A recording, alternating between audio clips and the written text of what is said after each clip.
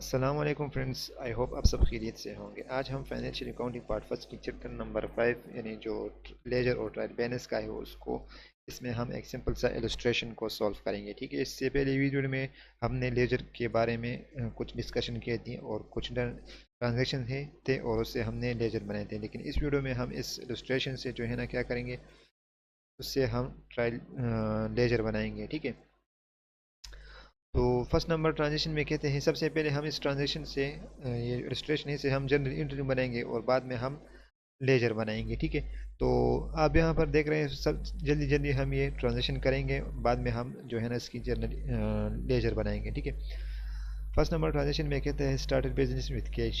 Business को शुरू कर लिया है तो बिजनेस में कैश में इजाफा हुआ है और कैपिटल में इजाफा हुआ है। तो यहाँ पर हम इस 80,000 को कैश से डेबिट करेंगे और कैपिटल को क्रेडिट करेंगे। ठीक है, फिर टू डेट्स पर जो है ना न्यू ट्रांजेक्शन हुआ है, कहता है कि bought furniture for cash. Furniture को क्या किया है, परचेज कर लिया है। ठीक है, तो फर्नीचर जो है ना एसेट्स है और कैश कमी है, तो कैश के थ्रू उसने परचेज कर लिया है, तो परचेज फर्नीचर में इजाफा हुआ है और कैश में कमी आया है। ठीक है, 10 डेट पर जो है न्यू ट्रांजेक्शन हुआ है, bought merchandise for cash. Merchandise को परचेज कर लिया है, तो यहाँ पर हम इन चीज़ की इस तरह करेंगे कि 10 डेट्स वाली एंट्री परचेज को हम क्या करेंगे, मर्चेंडाइज परचेज कर लिया है 3,000 का, तो हम यहाँ पर मर्चेंडाइज को डेबिट करेंगे और कैश को क्रेडिट करेंगे। ठीक है, 15 डेट्स का न्यू ट्रांजेक्शन हुआ है, bought merchandise on account from Yasin. मतलब मर्चेंडाइज को परचेज कर लिया है लेकिन क्रेडिट पर यासीन से परचेज कर लिया है, तो यासीन जो है ना हमारा अकाउंट्स पेबल है, हमने उसको पेमेंट बाद में करना है। ठीक है, तो यहाँ पर उसकी एंट्री हम इस तरह करेंगे, 3 डेट वाली एंट्री परचेज को डेबिट करेंगे और यासीन अकाउंट को क्रेडिट करेंगे। ठीक है, फिर जो न्यू ट्रांजेक्शन हुआ है 20 डेट्स पर सोल मर्चेंडाइज फॉर कैश 6,000। मतलब मर्चेंडाइज को जो है ना सेल कर लिया है कैश के थ्रू, तो यहाँ पर हमने सेल कर लिया है और कैश रिसीव कर लिया है। ठीक है, तो इसकी एंट्री हम इस तरह करेंगे, कैश को डेबिट करेंगे, कैश में इजाफा हुआ है और सेल में भी इजाफा हुआ है, तो उसको हम डेबिट साइड, सेल जो है ना ये हमारा रेवेन्यू है। ठीक है,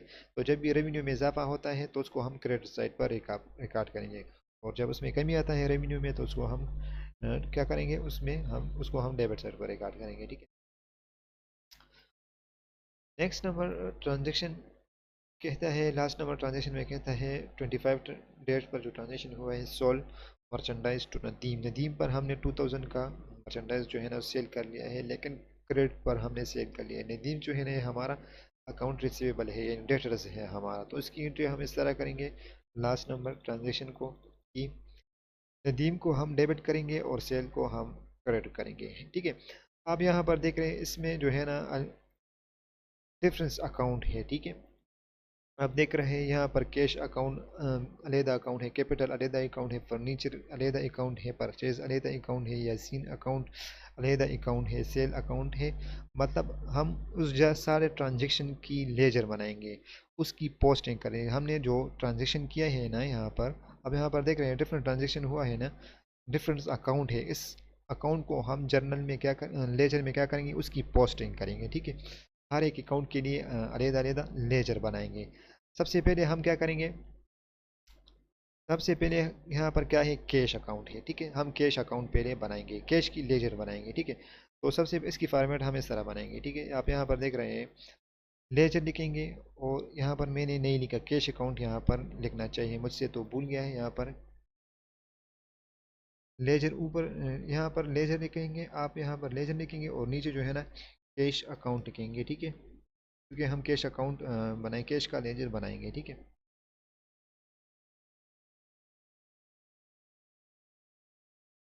कैश अकाउंट बनाएंगे। ठीक है, तो आप उस देख अब यहाँ पर आप देखेंगे कि जहाँ जहाँ पर कैश मेंशन है इस ट्रांजेक्शन में, तो उस कैश को हम निकालेंगे और उस लेजर में पोस्ट करेंगे। ठीक है, सबसे पहले कैश यहाँ पर है, आप देखो डेबिट साइड पर है, और ये कैश किसके थ्रू डेबिट है, कैपिटल के थ्रू डेबिट है, तो यहाँ नीचे हम क्या लिखेंगे, डेबिट कैपिटल लिखेंगे। ठीक है, कैपिटल लिखेंगे। ठीक है, और कैश किसके थ्रू डेबिट है, 80,000 से कैश डेबिट है कैपिटल के थ्रू, तो नीचे हम क्या करेंगे, इसकी ट्रांजेक्शन हम इस तरह करेंगे। ठीक है, ओहो ये क्या हो गया यार।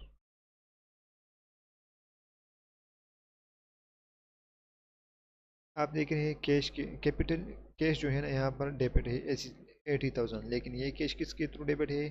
कैपिटल के थ्रू। अब हम देखेंगे कि और जगह और कहाँ कहाँ पर कैश है, ठीक है। यहाँ पर कैश है। अब यहाँ पर आप देख रहे हैं सेकंड ट्रांजेक्शन में कैश क्रेडिट है, लेकिन ये क्रेडिट फर्नीचर की वजह से फर्नीचर की वजह से क्रेडिट है। तो नीचे हम लेजर में क्या लिखें, कहाँ पर लिखेंगे, उसको क्रेडिट साइड पर लिखेंगे, ठीक है। यहाँ पर लिखेंगे, देखें फर्नीचर से हम 5,000 को डेबिट करेंगे, ये कैश है, ठीक है। अब और जगह पर हम देखेंगे कि कहाँ पर कैश है। 10 डेट पर ट्रांजेक्शन हुआ है और कैश जो है ना क्रेडिट है परचेज की वजह से। तो नीचे हम क्या करेंगे, परचेज की वजह से 3,000 लिखेंगे, ठीक है। जहाँ पर डेबिट हो उसको हम डेबिट साइड पर लिखेंगे कैश, और जहाँ पर क्रेडिट हो ट्रांजेक्शन में जर्नल एंट्री में तो उसको हम क्रेडिट साइड पर रिकॉर्ड करेंगे, ठीक है। आपने यहाँ पर लिखना है डेबिट साइड और यहाँ पर लिखना है क्रेडिट साइड, ठीक है। ये मुझसे भूल गया है, ठीक है। आप प्रॉपर तरीके से करेंगे अपने नोटबुक में, ठीक है। सॉरी, क्रेडिट साइड CR लिखेंगे। इसके बाद हम क्या करेंगे, और जगह पर हम कैश देखेंगे कि कैश कहाँ पर है, ठीक है। तो यहाँ पर 15 डेट ट्रांजेक्शन में नहीं है, तो आप देखें 20 ट्रांजेक्शन में है। 20 डेट पर जो ट्रांजेक्शन हुआ है इसमें कैश मेंशन है, ठीक है। 6,000 और डेबिट साइड पर है, ठीक है। तो अब हम क्या करेंगे,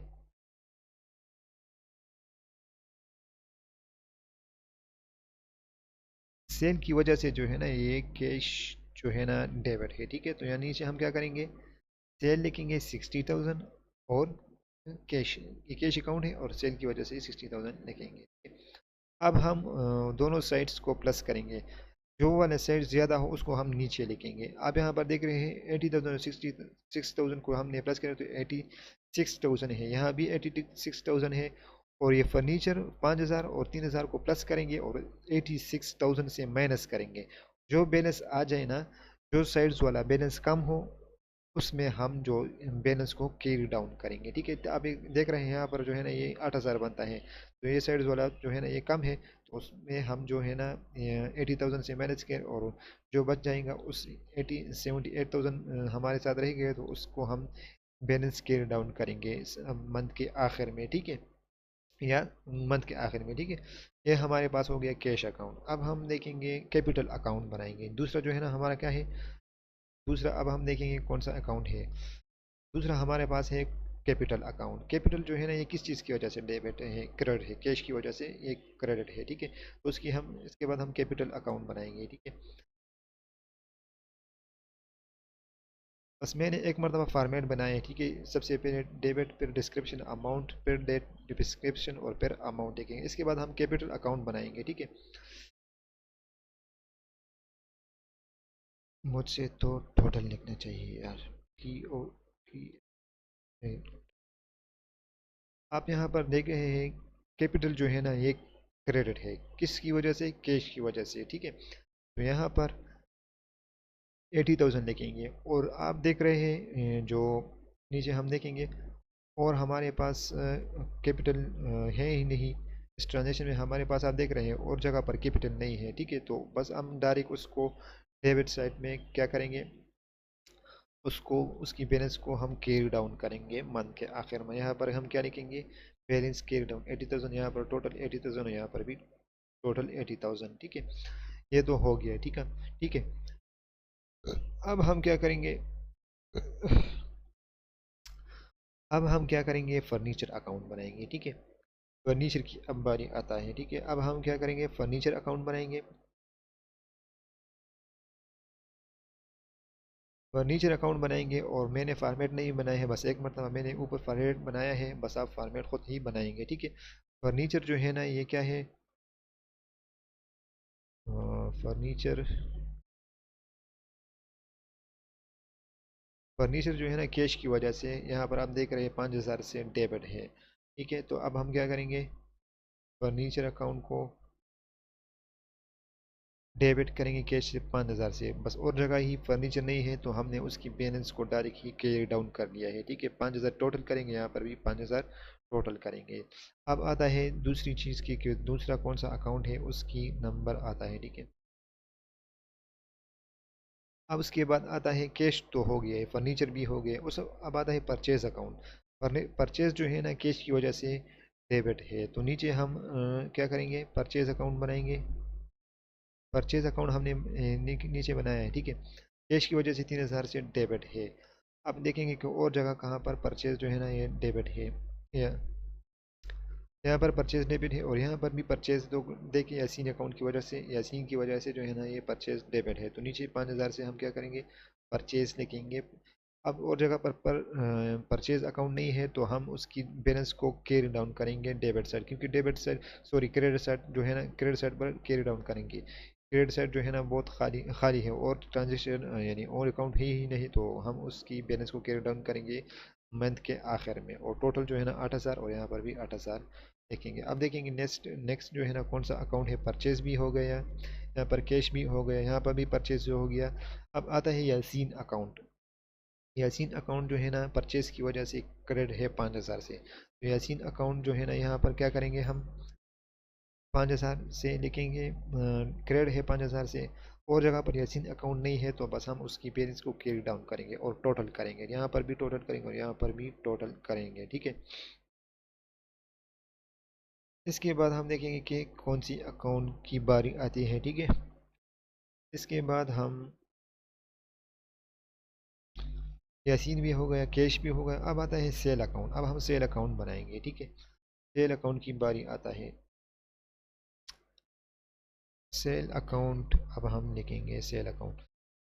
सेल जो है ना यहाँ पर आप देखिए 20 ट्रांजेक्शन पर कैश की वजह से क्या है, ये डेबिट है सेल। तो यहाँ पर 6000 यहाँ लिखेंगे। अब देखेंगे और जगह पर कैश कहाँ पर है, यहाँ पर सेल कैश की वजह से 6000 से क्रेडिट है और यहाँ पर भी नदीम की वजह से 6000 से क्रेडिट है, ठीक है। तो सेल अकाउंट की जो टोटल बनता है ये 8000। तो हम उसकी बैलेंस को 8000 से कैरी डाउन करेंगे मंथ के आखिर में और यहाँ पर टोटल लिखेंगे, ठीक है। अब बारी बारी आता है किस चीज़ की, नदीम अकाउंट की। नदीम अकाउंट जो है ना सेल की वजह से डेबिट है 2000 से। तो अब हम क्या करेंगे, नदीम अकाउंट की बारी आता है।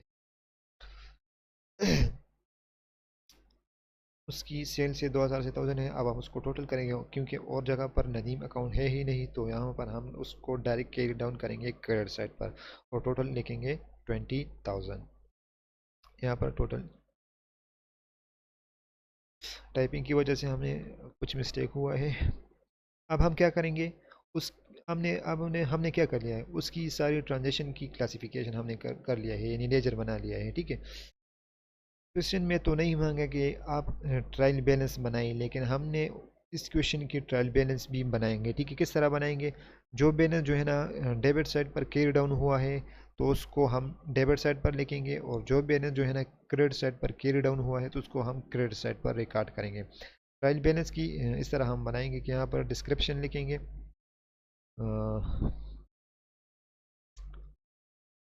ट्रायल बैलेंस को हम इस तरह प्रिपेयर करेंगे, ठीक है। कि डिस्क्रिप्शन लिखेंगे डेबिट और क्रेडिट साइड, ठीक है। सबसे पहले जो है ना क्या अकाउंट है, कैश अकाउंट है, ठीक है। कैश जो है ना डेबिट साइड पर है 78,000। तो यहाँ पर देखिए डेबिट है, क्रेडिट है सॉरी 78,000। दूसरा जो है ना कैपिटल अकाउंट है डेबिट साइड पर 80,000 से। तो यहाँ पर कैपिटल अकाउंट जो है ना 80,000 से डेबिट है, ठीक है। नेक्स्ट जो आता है फर्नीचर अकाउंट आता है, ठीक है। फर्नीचर अकाउंट जो है ना ये क्या है, क्रेडिट है 5000 से। तो अब हम क्या करेंगे, फर्नीचर अकाउंट जो है ना ये 5000 से क्रेडिट है, ठीक है। नेक्स्ट जो अमाउंट है,